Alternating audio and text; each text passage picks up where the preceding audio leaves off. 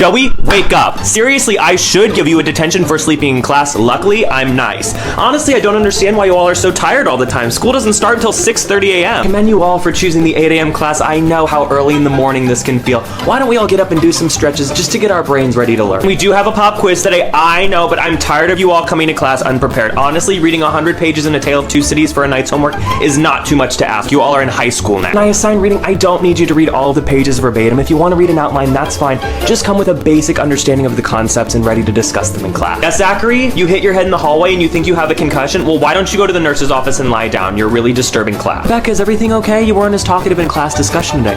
Oh, I'm so sorry to hear that your grandma passed away. Well, if you need any extra time for homework or anything like that, just let me know. I'm more than happy to accommodate.